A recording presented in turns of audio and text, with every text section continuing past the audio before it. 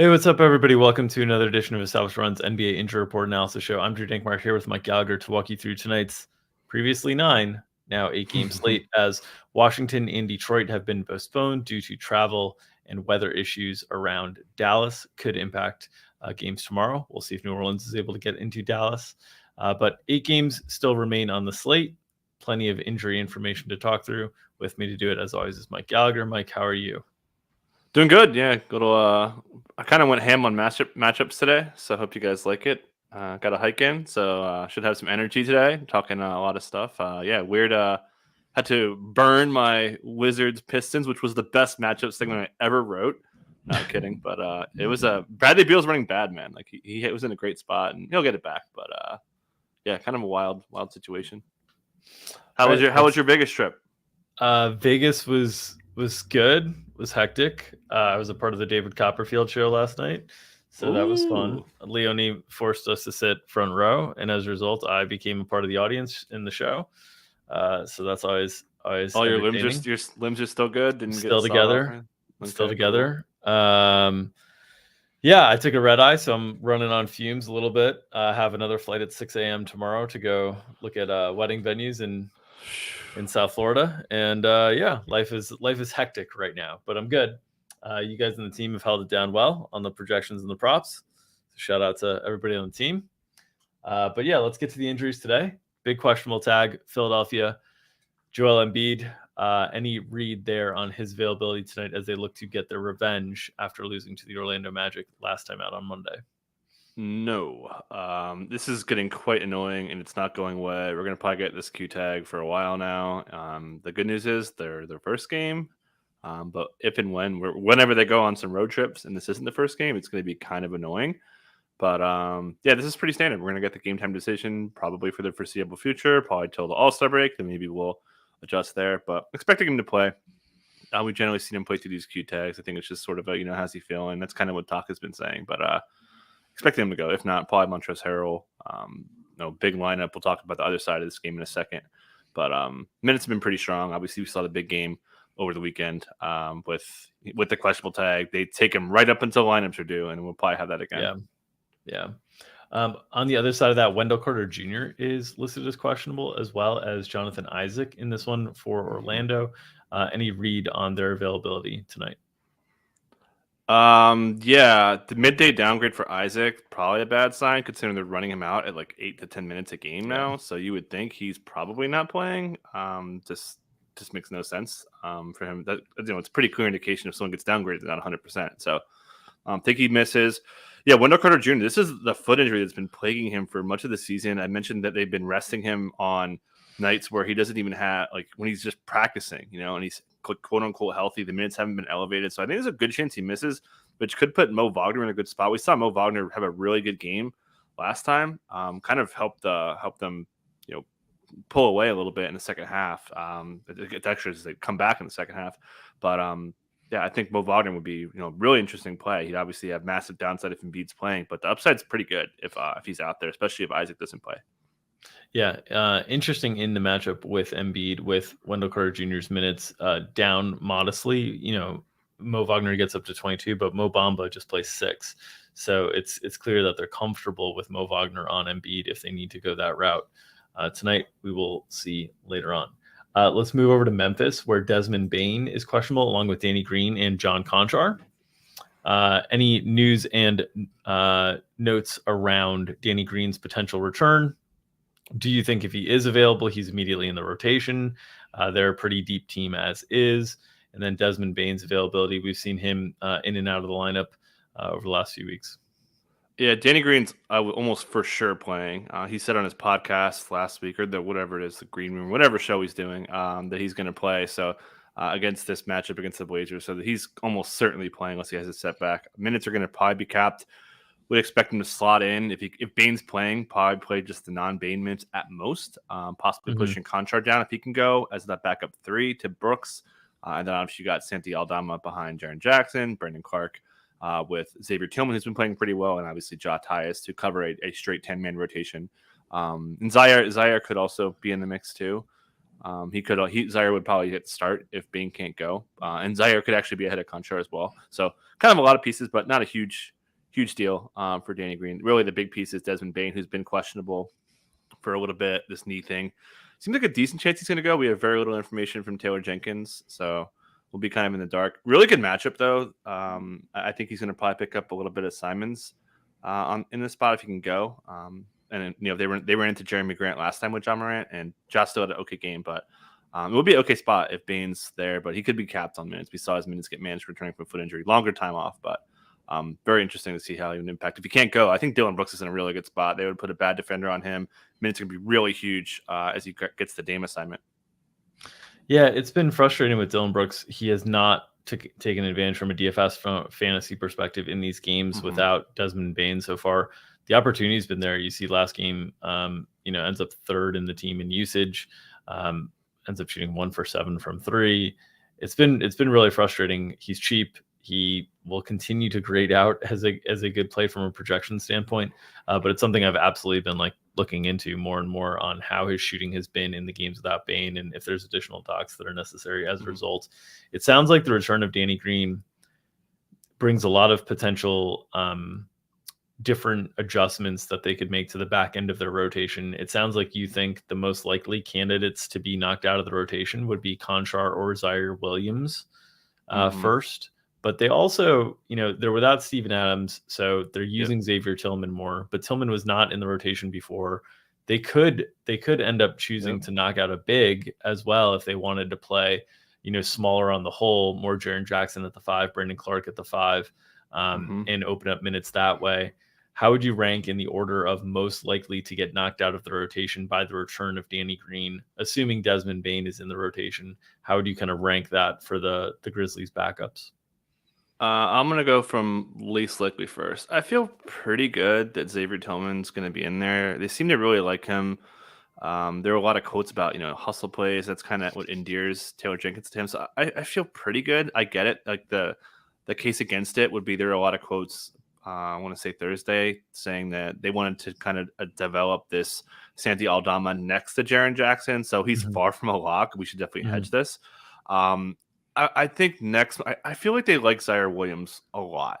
We saw him. I think he's been coming on quite a bit. Yeah. So I'd put him 1B as far as most likely to.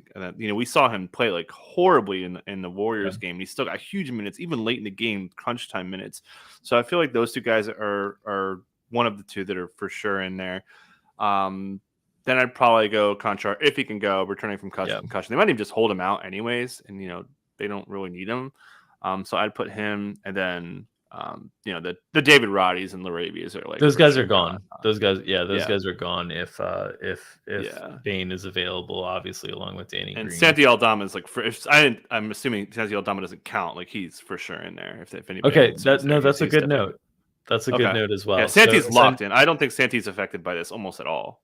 Okay, so the 5 reserves, assuming they're healthy and without Steven Adams right now, right? Because we know that's the case, would be Tyus Jones, Danny Green, Santi Aldama, Xavier Tillman, and Zaire Williams or Conchar is kind of what we're thinking, essentially. Yeah, I feel pretty good that's how it's going to be. Conchar, coming off concussion, they might even play him anyways. I think that's very likely to be the 5-man today, or 5-man bench unit if Bane's back.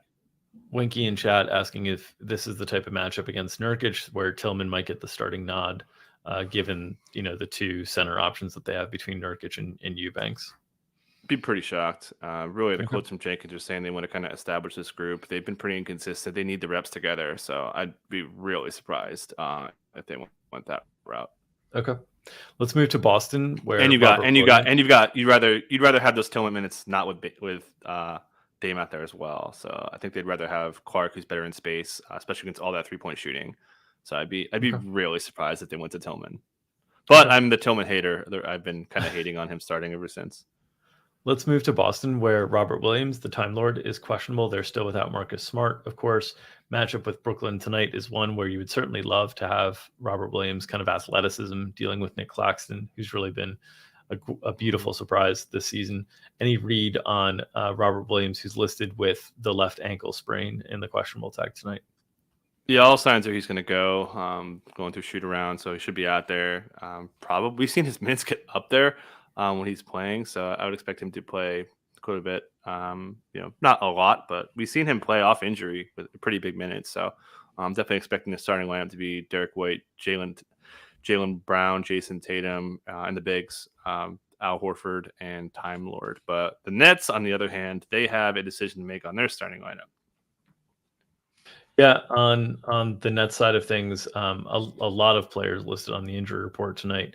TJ Warren is out, Ben Simmons is out. Obviously, Kevin Durant is still out. They've listed G Leaguers Kessler Edwards and David Duke Jr. both out as well, as Drew Smith, also a G Leaguer. Yuta Watanabe listed as probable tonight, so he'll be available. But what are you thinking with this Nets starting lineup tonight in the absence of Ben Simmons? So they've been very comfortable starting Seth Curry. And do you want to start Joe Harris and Seth Curry on the wings when you've got Time Lord, Al Horford, Jalen Brown, Jason Tatum? Like, that's so much size. So I kind of think they start Edmund Sumner over Seth Curry just to throw him on Jalen Brown, and then you're going to have to deal with, probably Joe Harris guarding Horford. We've seen, guys, teams like the Warriors go small on Horford, and they're kind of comfortable, letting Horford get the small guy on them. So I would kind of lean that way. I just do not feel comfortable if I'm Jock Vaughn. I don't want to start Seth Curry. So I think Sumner's the guy. We saw him get starts earlier in the year when Kyrie or Ben were missing time. Mm-hmm. So I think that makes a ton of sense to me. So I haven't looked at minutes yet, but I would pretty much go as low as we can on Seth Curry because the floor is so dangerous with all the size on the other side. All right, good notes there. Let's move to the Minnesota questionable tags. Rudy Gobert and Taurean Prince both listed questionable. We know Minnesota is very, very conservative with these listings. What's your read on the Minnesota Timberwolves tonight? Yeah, Gobert's playing. We've seen this Q tag for a while. Minutes have been really strong. Played 40 minutes in the last game. Prince as well. Minutes were capped. But, man, there were some quotes. This game got to overtime, and Sabonis fouled out, and the Kings were scoring in bunches. They scored 15 points in 5 minutes. Easy buckets, too, like dunks from Trey Lyles. It was like no defense played, and Chris Finch kind of went off about not being able to defend a 5-out offense, Trey Lyles being the 5-out, and then a bunch of shooters out there with Fox and all those guys. And he kind of went off on this situation. You're playing the Warriors today. So 5-out, right? Like, just a side note on the Warriors, their first unit that they're running now, Steph, Poole, Clay, Wiggins, Dre, they're at like 117 pace and like 139 minutes. That's the fastest by like almost 10 possessions. They're flying. So I've got little concerns on Gobert. Like, Gobert could really dominate this matchup, but like, it's the classic case. We see it all the time with Ty Lue. Like, oh my God, Gobert's just so unnatural in space against the Warriors. All that 3-point shooting, highest 3-point frequency in the NBA. Like, I'm a little nervous on Gobert. Like, there's a good bull case for him, but there's a really, really bad bear case for him, which means I think there would be a lot of slow-mo Prince stuff that could happen as a 4-5. And also, Naz Reid's another guy who's like not really good at this, like, covering a ball movement defense like the Warriors, right? They pass so much. Like, that's really bad. So Nate Knight, who went away with Taurean Prince back, I won't be surprised if Naz Reid loses some minutes to either a slow-mo Prince front court or B, Nate Knight. So very much nervous about Naz, a little bit nervous about Gobert with big upside. Just another side note, we're seeing D'Angelo Russell really lean into this catch and shoot role. His catch and shoot volume's way up. He's shooting 47%, I think, from three this month, in the last month, I should say. It's February now. So that's kind of changed. That's been, we had a big question about like who's replacing Malik Beasley, and like it's kind of been D'Lo as Anthony Edwards takes on a huge ball handling role, driving a ton, shooting lights out, 71%, I think, on his last 21 catch and shoot 3-pointers. He's like Fuego here. So like a whole lot of moving parts. I love my Wolves. Not betting this game, 0 chance.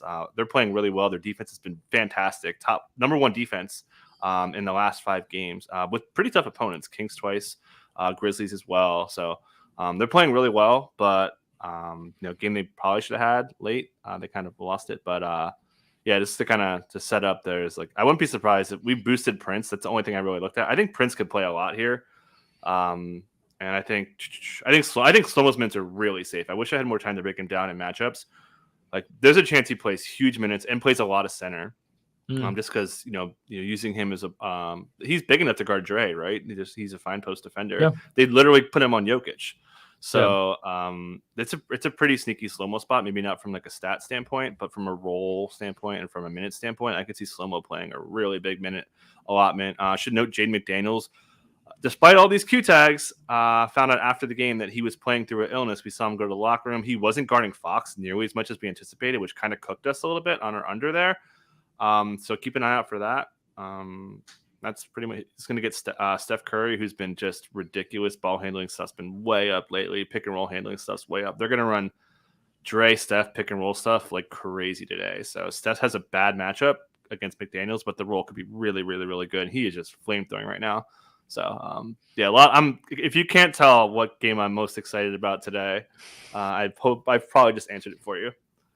Let's move to some of the probable tags on this slate. Trae Young gets a probable tag. These haven't been so dreaded for Atlanta this season, but any news and notes around Trae Young in this probable tag tonight? Yeah, I missed the last game for ankle soreness. That was a bit of a surprise. Got the P tag right away, so it seemed like just a maintenance thing. We've seen generally his minutes come right back up. So obviously Aaron Holiday's going away, and shout out to Gary Me saying make sure you have DeJounte Murray in your lineup locked and loaded, and he goes off for the best play on the slate hands down with a 40 career high ball, 8 and 7 as well. Matchups should be Mikal picking up Trae. Trae actually crushed this. I think he scored 43 against Mikal last year and then 31, 32. So he's really handled Mikal. I would expect DeJounte Murray to pick up the Torrey Craig matchup, DeAndre Hunter to get CP3, Cam Johnson to get John Collins, and obviously Ayton would get Clint Capella. The Hawks have been really spotty defensively. They were a team that we were attacking for poor rim defense, and they're still pretty bad, and we were fading off-ball stuff. Their catch-and-shoot stuff given up has plummeted the last 14, 15 games. They've been one of the highest frequency and catch-and-shoot stuff allowed. So really tough team to figure out how to pinpoint from a matchup standpoint. But one thing I think we could expect is a pretty good amount of points from the Suns, who are playing a lot better now. We could talk about them since there's really no injury stuff. But Chris Paul's minutes have been really strong, coming off of 20 potential assists a game. Minutes have been outstanding. More Mikal ball handling, which we're hoping comes down a little bit because of defensive responsibility. We just took an under on his assists. But the Suns they've kind of righted the ship. Their offense has been better, and it's really been their defense. Their defense was dead last for a month stretch, but the Suns, despite all our panic, look to be kind of okay. Let's move to Portland, who the Hawks played last game. You can see probable tags on Josh Hart and Yusuf Nurkic, both been battling through some issues of late. Need read there on the Portland starters. Yeah, they're going to play. They've been pretty haphazardly throwing P tags on people. They returned from injury, both of them. Hart with a hamstring strain suffered on, I believe, Wednesday. So back pretty quick. Usually hamstring injuries, I think, take a week. So he's back early. Minutes were pretty good, 35. Nurk, on the other hand, this is the other calf.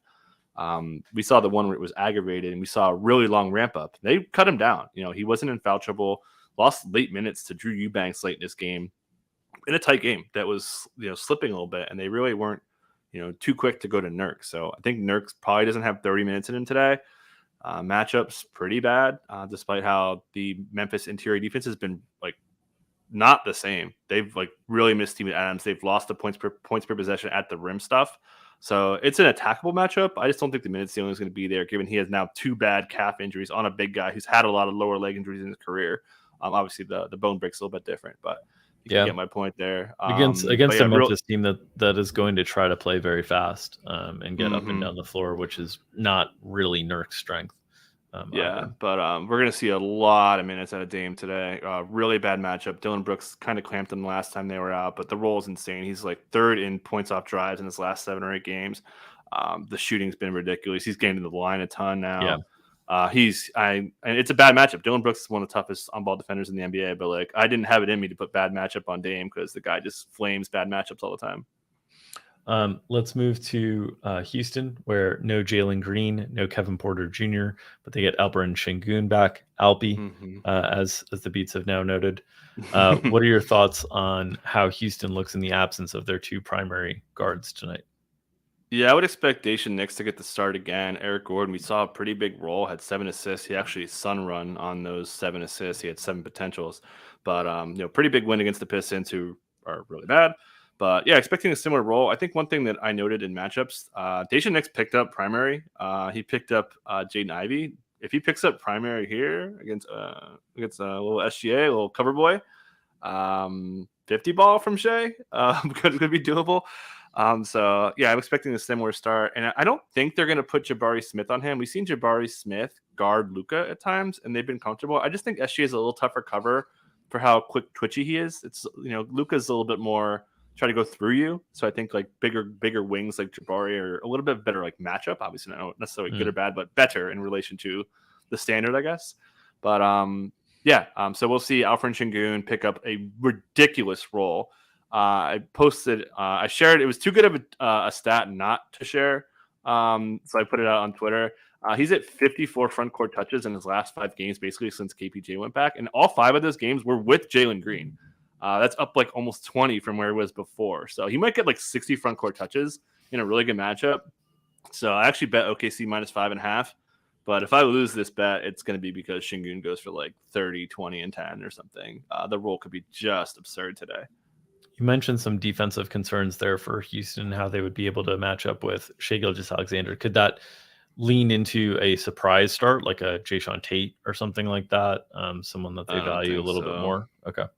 Nah, I don't think they're necessarily. I noted. I don't really think they're going to put Daisha Nix on him. That'd be really bold. I think KJ Martin makes a little bit more sense. We've seen they have been putting Kevin Porter Jr. on him in previous matchups, so they're kind of okay. They like to like switch up their schemes and stuff. They don't really like to change the matchups. Like they'll run more traps or more blitz coverages, stuff like that, to try new stuff out. But my point is, like, I don't really care either way, but if they're putting Knicks on him, it could be like ridiculous. Okay. Let's move to Toronto, where a lot of the trade rumors are swirling around OG Anunoby, who is still out. In his absence, we've seen Precious Achiuwa get into the starting lineup. Any other notes on the Toronto situation there without OG? No, the only note really is the minutes have been really strong. Fred VanVleet's been pulling up like crazy. He's at 9 pull-ups per game over his last 7 or 8. That's up. We've seen him really be more of a catch-and-shoot guy as Pascal Siakam's run the offense. Pascal's really struggled lately with his shot, so it's kind of shifted a little bit more to a Fred VanVleet offense. I like the matchup. Probably going to see Mike Conley on the other end. We talk about 3-point shooting with the Jazz, but they limit off-ball stuff. Mentioned the pull-up stuff a second ago. So I really like the matchup for VanVleet. Scotty Barnes could really crush here. Really inconsistent, but we know the Jazz are a big rim funnel. Comments from Will Hardy saying they're going to continue to play that way, really regardless of matchup. So we know the Raptors want to put pressure on the rim. Their half-court offense has been very good. I believe they're 5th in their last 9 games, something like that. So they've kind of fixed that. Really good game to target here. Probably one of the better late games out there because we're going to get condensed rotations on those guys. Utah, no real notes, but Will Hardy basically confirmed they're going to run the Lauri Markkanen, Kelly Olynyk, and Walker Kessler front court really for the foreseeable future. Yeah, and with Utah, there's going to be tons and tons of trade rumors. So obviously Vanderbilt and Beasley seem to be 2 of the names that'll be on the block most substantially. All right, OKC. Lou Dort is still out there. They're obviously still without Pokusevski, without Jeremiah Robinson Earl. Eugene Omoyori listed out with the G League 2A, though sometimes they change those. Lindy Waters as well. What are your thoughts on the absence of Lou Dort if this continues to be the Kenrich Williams, Aaron Wiggins, small, switchy type lineups and approaches? What are your thoughts on the Thunder tonight? Yeah, so we saw them start big against the Cavs, and Mark Daigneault said they switched their whole defensive game plan. Do they go that way with only one big and Alfred Şengün? I don't think so. I think they're fine kind of sticking with their very paced up game. They're like putting a gap between the other teams for fastest offensive possessions per game. They are just flying right now. So I would expect Cameron to get the start. He's been pretty good. Really big stat stuffer, not a scorer. I've been taking a lot of, and we took a couple unders on him too for points. I don't like to take the PRAs because he's been filling up other stats. But Mints will be really good. Cameron has really kind of endeared himself to that whole defensive scheme of being switch heavy and playing fast. Obviously, the Rockets, on top of the OKC being the fastest, the Rockets allow the fastest possession because they turn the ball over so damn much. So, as I kind of alluded to here, I mean, there is just fantasy value by the bunches on OKC. Jalen Williams is second. Only one of 2 players with 2+ steals with 14 or more games since 2023 started. Jimmy Butler, the other one, he's been stealing like crazy. Rockets allow the most steals, so he's going to play a ton. Mints have been really strong. Scoring's way up. Sadly, not my guy. It's Justin Fans. But Giddey also, usage has been really strong. Efficiency's kind of fallen off. His usage has been really good lately. So there's definitely a path to Giddey popping off. Expecting Aaron Wiggins, who dipped a little bit, would expect him to, not be as valuable here, just because the on-ball stuff's not as needed. We saw his minutes kind of come up a little bit when they're playing traditional ball handlers, but Steph's a little bit of a different matchup for him. So, all that said, expecting the same starting lineup. We'll see a little bit of Jalen Williams, who I should note, we see the big game. I believe that's a career high, 12 points in 18 minutes. Mark Dagnall said after the game they weren't planning on using him in the last game. So, and he just brought him in because they got off to such a slow start.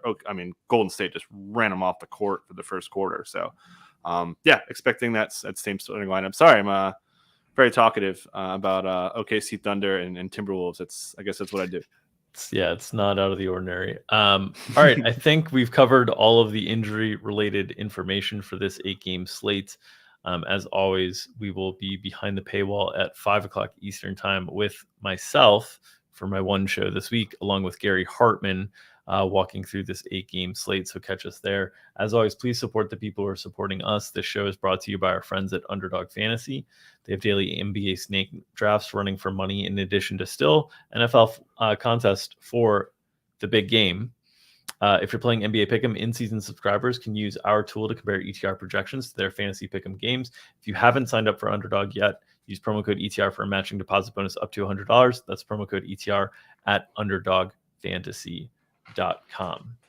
As I alluded to before, we'll be back behind the paywall at 5 o'clock Eastern tomorrow. I will also note we did get some questions around trade deadline content. We will be doing a special trade deadline show next Thursday at, I believe, 3 o'clock Eastern. It might be 3 or 3:30 Eastern. The deadline itself is at 3 o'clock Eastern. We'll be analyzing all the trades that have come in from both a real-life NBA title championship perspective, as well as from a fantasy and DFS perspective on the show. Myself, Mike Gallagher, and possibly other ETR personalities as well. So put that in your calendar. Thursday, February 9th, we will have a special extra show on that calendar. All right. As always, if you enjoy the content that we're doing here, please give us your hard-earned clicks, subscribe to our YouTube channel, get notifications whenever we go live, and also, of course, smash that like button and help feed the algorithm. As we always say, you guys help feed the algorithm, help us feed our families, and we'll help feed you the injury analysis and information you need to make your DFS lineups, your prop bets, and your sports betting needs. All right. Enjoy the games tonight. We'll be back tomorrow, another Mike and Gary show tomorrow at 2 o'clock Eastern with another edition of Established Run's NBA Injury Report Analysis Show. Take care, everybody.